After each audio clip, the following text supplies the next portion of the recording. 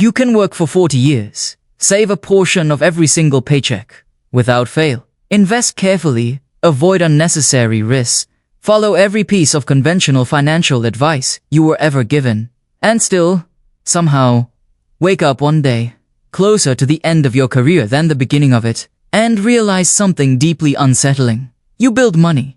Did you never actually build freedom? Because retirement was never really about how much money you managed to earn over the course of your lifetime. It was always about something far more specific and far less discussed. Whether your money could continue working, continue producing, continue supporting your life. The moment you stop showing up to earn it yourself, that single distinction between earning money and building something that keeps paying you regardless of your own effort is the difference between people who retire comfortably and people who reach retirement age with an impressive-looking bank statement and absolutely no idea how long it will actually last.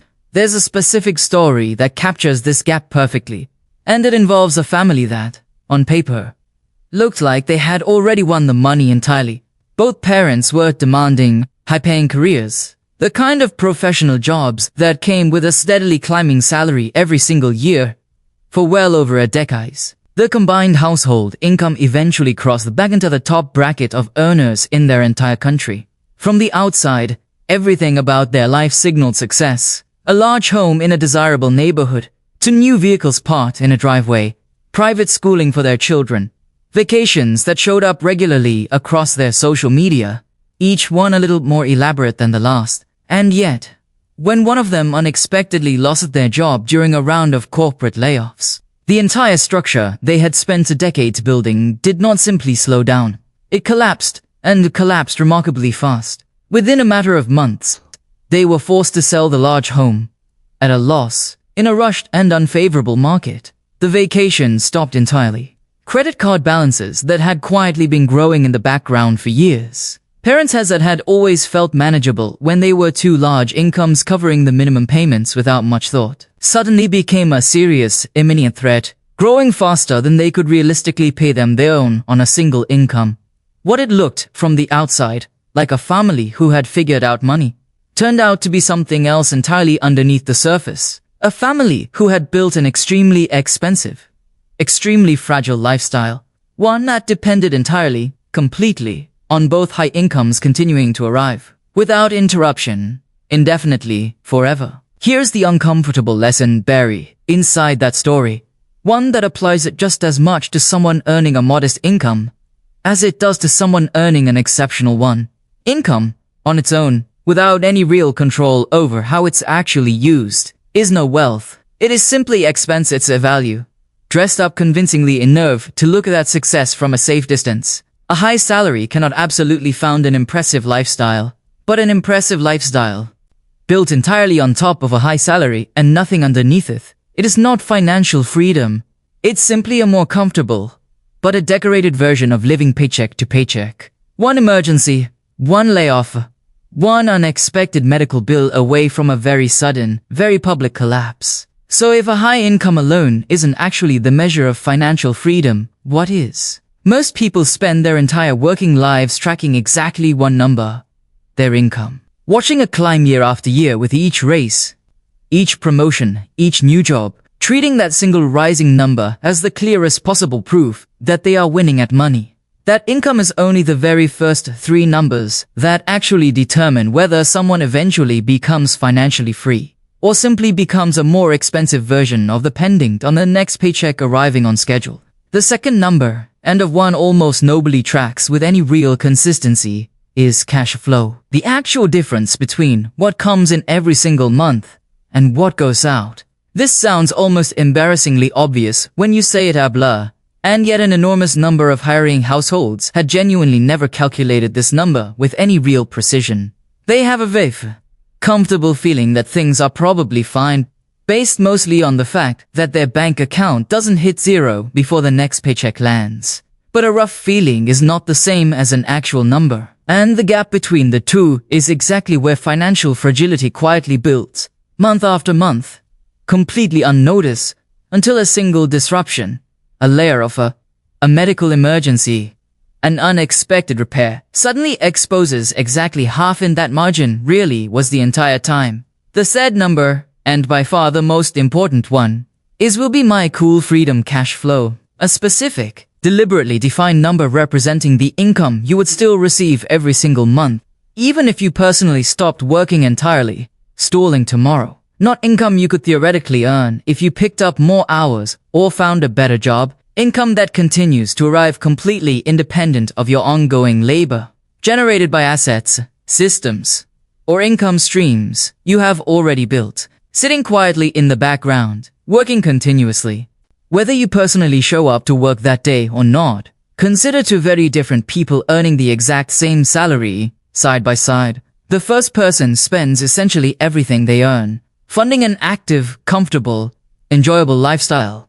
Month after month, year after year, their income number looks genuinely impressive on paper. The freedom cash flow number, the amount they'd still receive if they stop working tomorrow, sits at zero, or very close to it. The second person, earning that exact same salary, deliberately directs a meaningful portion of every single month into assets specifically designed to eventually generate independent income.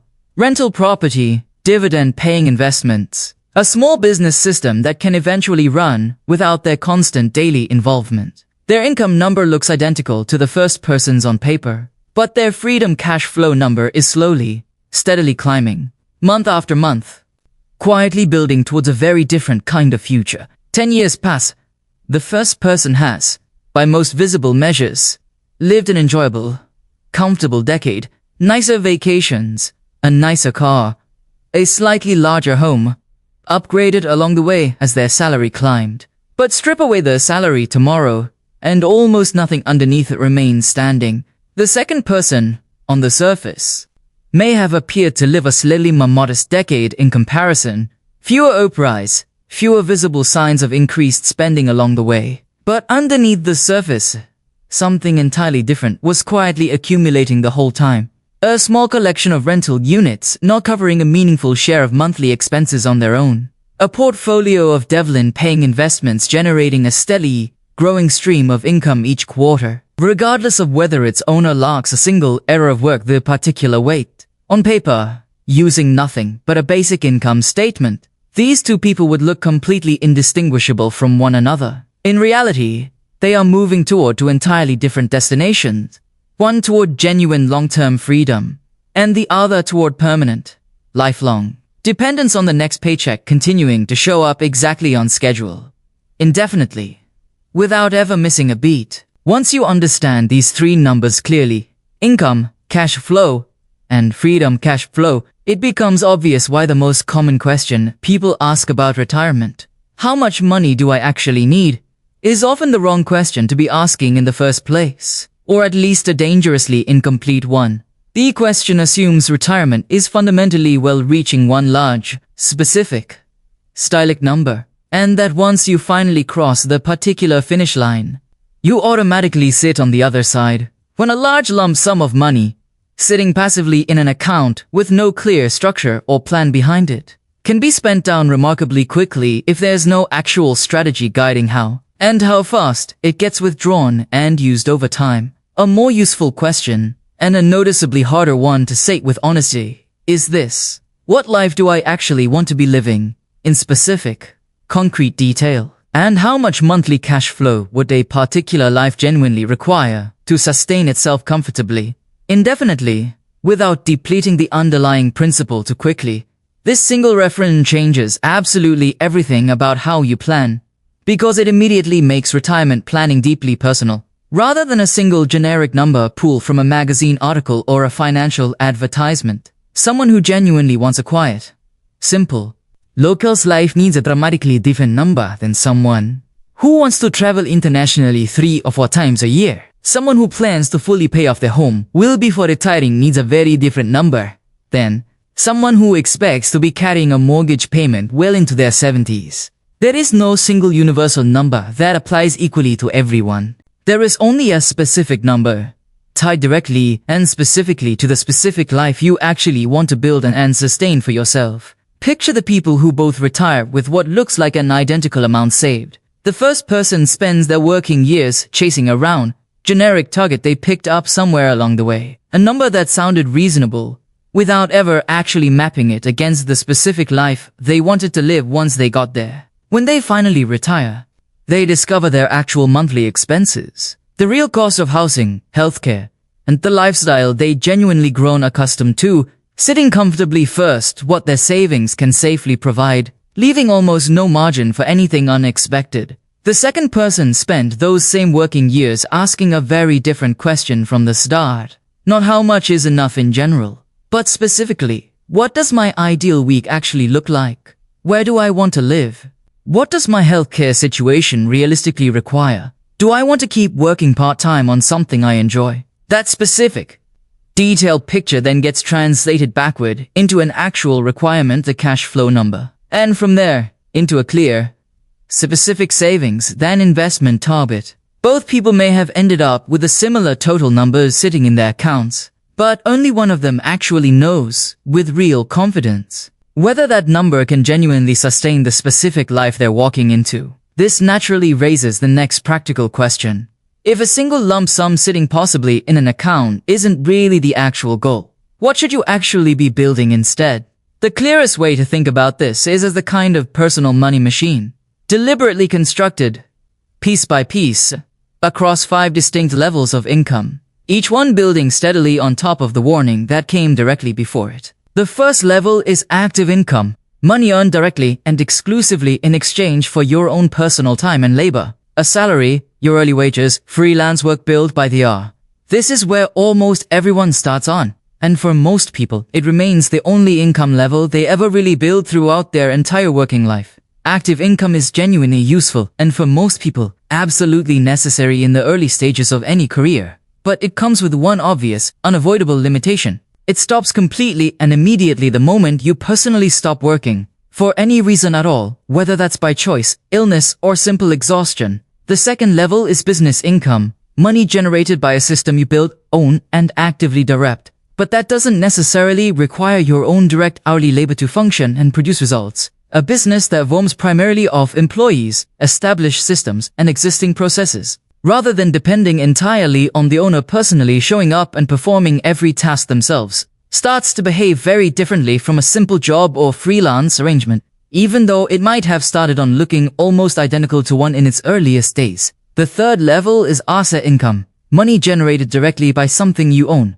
Rental property collecting monthly run, dividend-paying stocks distributing regular payouts, royalties from creative work, intellectual work continuing to generate income long after the original effort was completed. This is where the entire equation genuinely starts to shift in your favor, because the asset itself is now doing a meaningful share of the ongoing work, rather than depending entirely on your continued daily effort to keep functioning and generating income. The fourth level is residual income. Income that continues driving specifically because of effort or work you completed once in the past that keeps paying out repeatedly into the future without requiring you to repeat that same original effort over and over again. A book that continues selling copies for years after it was originally written. A course that continues generating sales long after it was first recorded and published. This particular level is exactly where the underlying relationship between time and money starts to genuinely bend and shift. No longer moving in a straight, rigid, 1-to-1 ratio the way out of income always does. The fifth and final level of portfolio income. Income generated by a genuinely diversified collection of assets,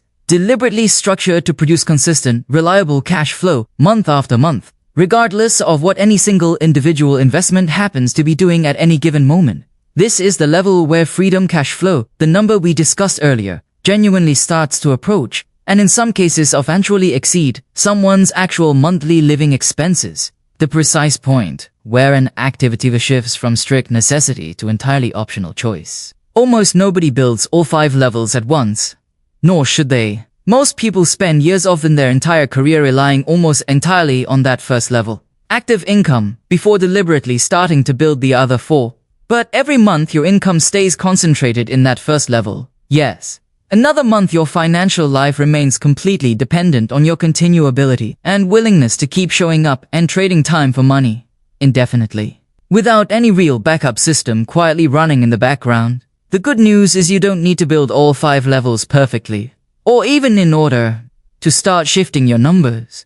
Someone relying entirely on active income can become redirecting a small, consistent portion each month to a single dividend-paying investment, and the loan starts constructing the third level, even while the first remains the primary support. A freelancer running a demanding, hands-on business can start documenting processes, gradually training someone else to handle part of the work, and slowly shift to the second level without abandoning the business. The 5 levels aren't a rigid staircase. They're 5 separate streams that can each start small and grow steadily in parallel, alongside whatever level currently pays most of your bills. So here's the real goal, and beneath it all, it was never about becoming rich in an era. In a miracle sense, most people a song. The actual goal is to deliberately build a life where money no longer controls your choices, where the decision to work, stop working, or change direction entirely belongs to you, rather than being made by necessity, circumstance, or an income structure that only functions as long as you personally never stop showing up. That family who sing, from the outside, to have everything figured out never actually like income.